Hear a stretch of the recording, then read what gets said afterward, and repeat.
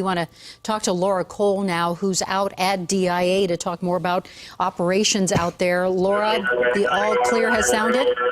That's correct. The all clear has sounded, and we can happily say that all of the passengers were listening to the public announcements that were being made in the concourse and the terminals, and that passengers did shelter in designated tornado shelter areas, such as restrooms and stairwells, along with employees. One of the other things that we do is we make sure that nobody goes across that A bridge after that A security checkpoint because of all the glass on that bridge. And so that area we don't allow people to go back and forth from.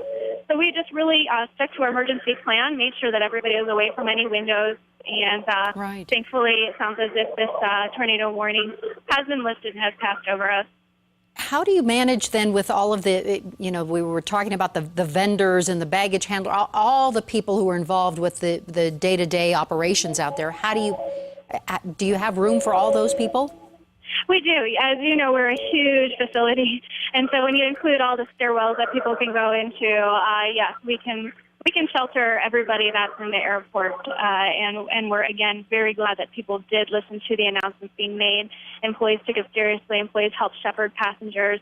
You know, the whole airport community, there's 30,000 people that work out here, and, I can happily say that our plan went into effect as we have practiced many times. And how do you know that there's a tornado warning when you're inside DIA? It can be a very noisy place, and particularly if you're standing in security, there are so many complications with a tornado warning there. Yes, we have, the overhead announcements are quite loud, and they go off pretty frequently, as well as you can hear some chimes maybe in the background as I'm speaking right now. That's the all clear chimes. But then we also have visual paging, and so we'll put messages up on the visual monitors that are up throughout the airport.